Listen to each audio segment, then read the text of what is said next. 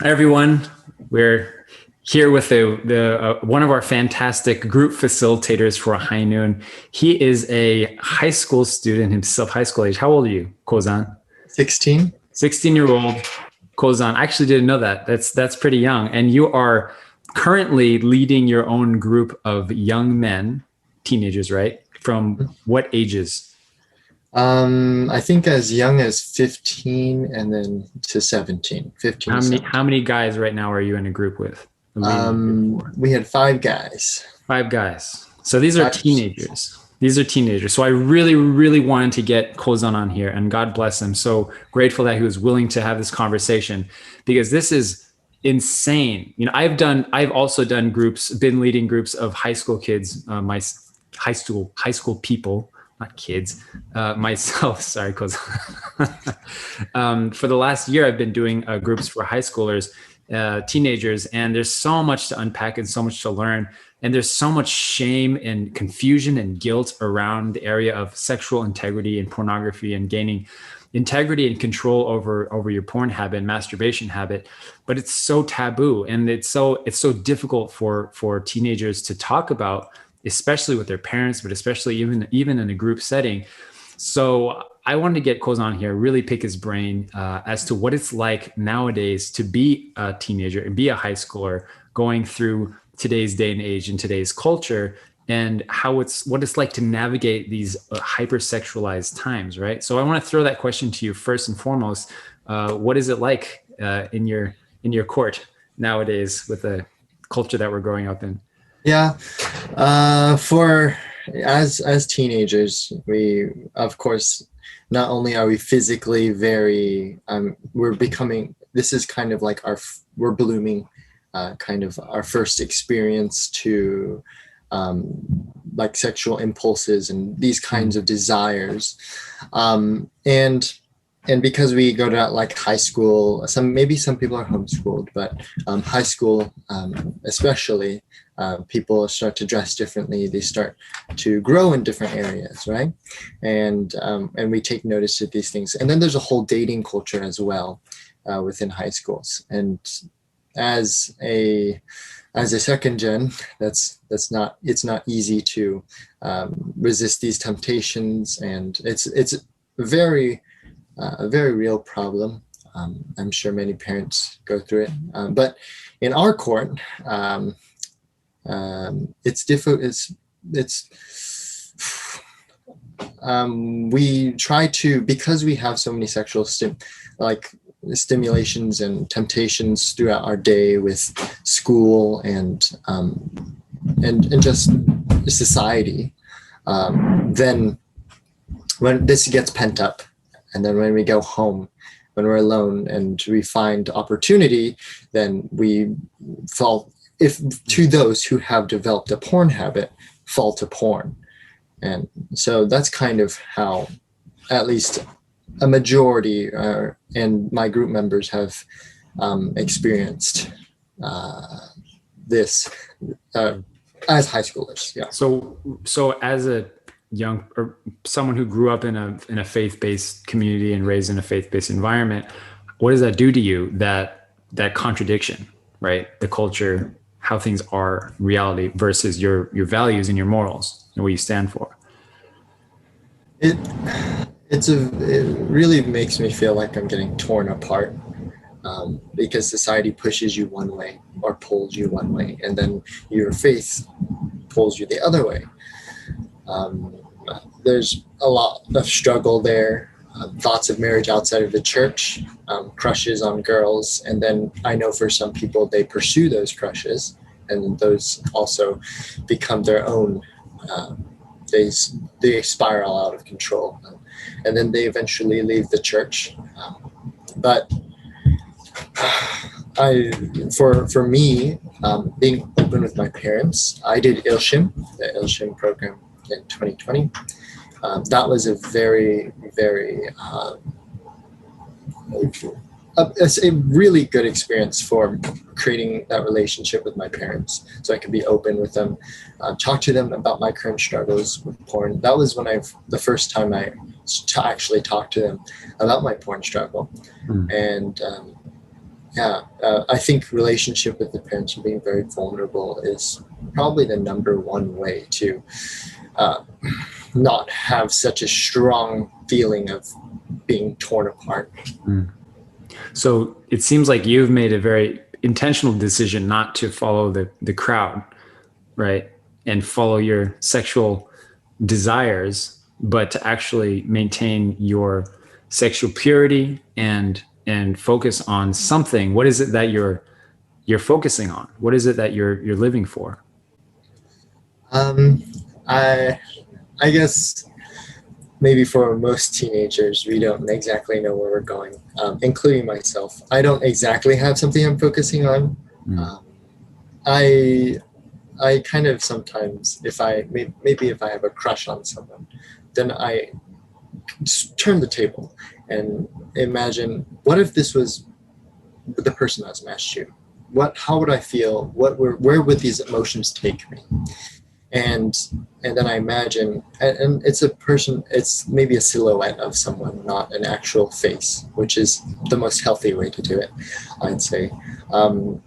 And like just pouring out all of that love, that sexual energy, that romantic energy to them.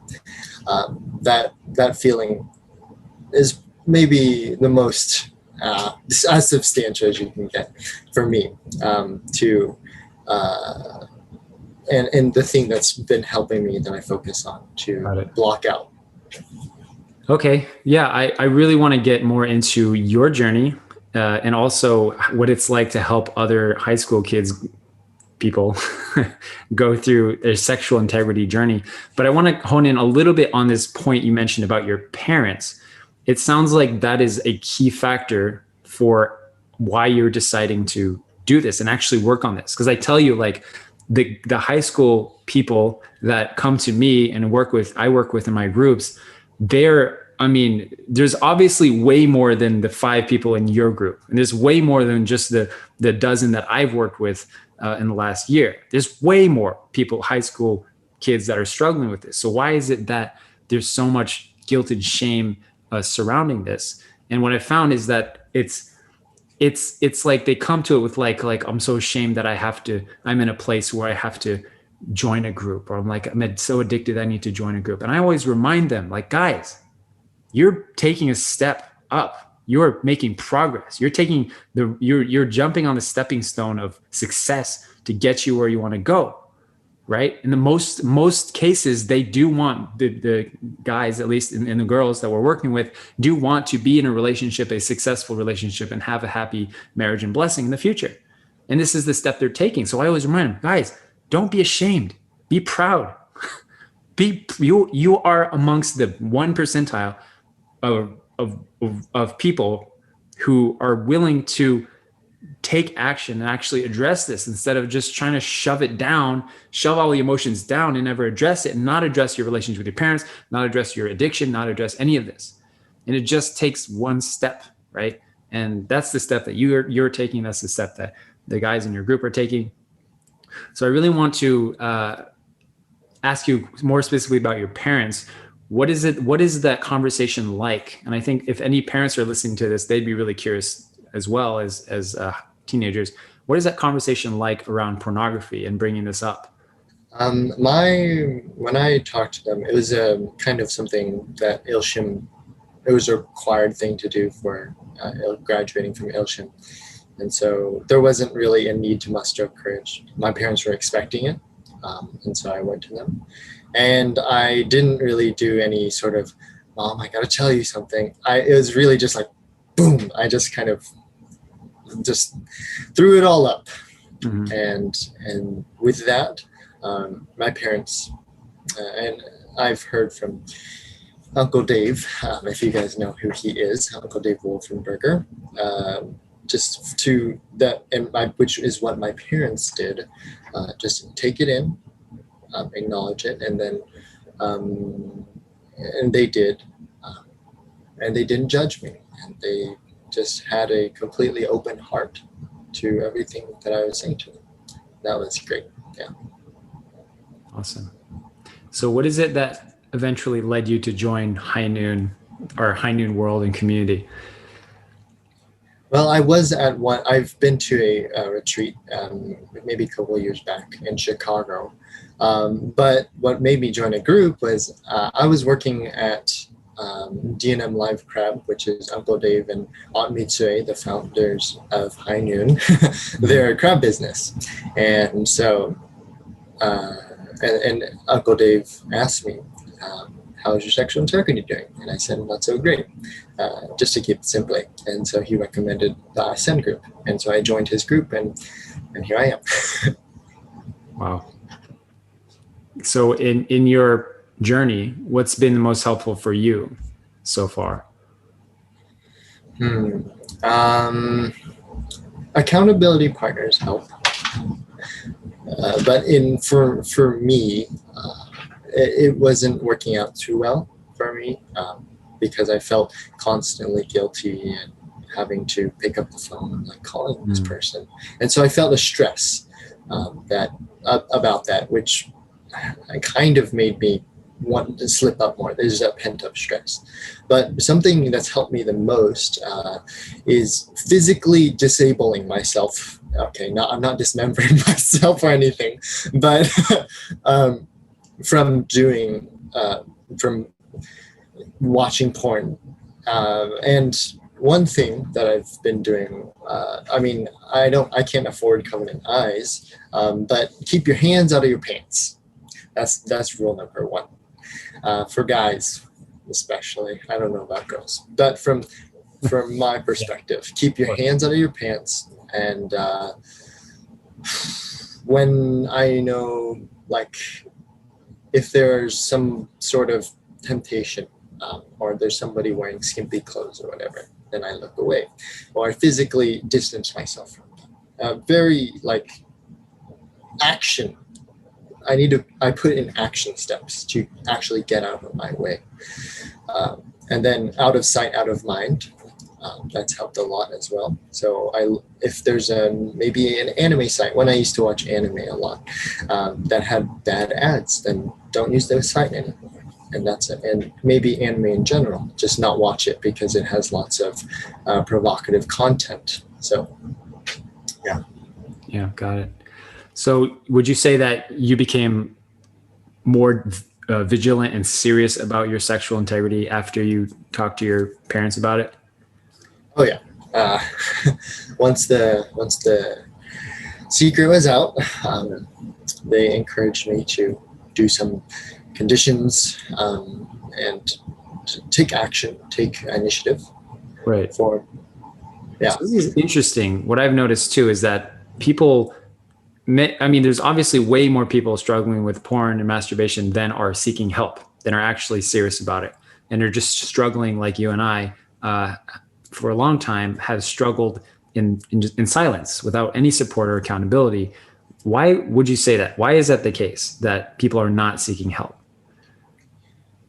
Shame, mainly shame. They don't want, it's kind of embarrassing because it's something so, I guess, it's to some gross.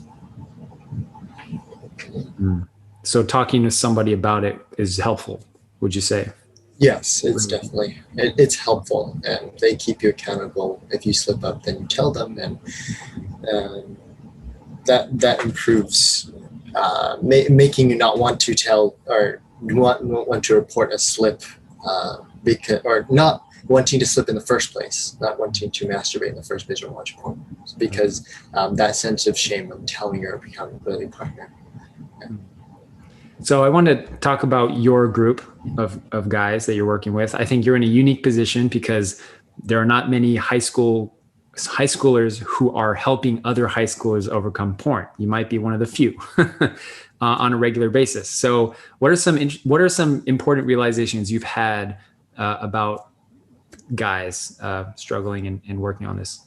I think younger people, including myself, don't like, or because we don't really have goals for the future, like what we want to be, what our aim is, a sense of purpose, then we don't feel the urge to get this problem out of our lives. The matching seems like a faraway thing to us. And so because of that, we can wait. I can wait a year until my porn problem is done, or until I get, maybe when I get matched or blessed, then I'll quit because I have an object partner, someone to reciprocate. That's one big thing. Yeah. Right. I see. So not quite understanding the impact of their decisions right now, or the implications on it immediately. So of the guys that you're working with, what's been the most helpful thing for them to gain control of their sexuality? Any practices, best practices, or? I know for my guys, accountability partners, or at least some of them, accountability partners is really good. Not that all of them talk to their parents very often about it. And keeping themselves busy, though that's not always easy. And then reducing the amount of times that you have to actually have self-control with temptation. Awesome. Okay. So if there's anything that any young folks who are listening to this right now should do, what would you encourage them to do to get started? Join an Ascend group. If you're, and if you're really eager, then get Covenant Eyes, maybe join boot camp. There's limited spots for that though. Okay. So you mentioned boot camp. What is that? Yeah, boot camp. So it's a new thing that High Noon has introduced. It's a very rigorous course, I think 90 days, one season, one quarter, of guys actively reporting to each other and really serious about getting porn out of their lives. Fantastic. Well, we look forward to hearing about how that goes. If people want to reach out to you or to myself for further support and give and take, then you can go to our website, highnoon.org, and you can contact us through there anonymously, and we'll get you in touch with Kozan or myself or whoever you want to connect with. You can also join a group with Ascend directly on highnoon.org. You can find all the information there, okay? All right, any parting words? In it with you. Okay. All right, thanks for watching, everyone. Take care. God bless.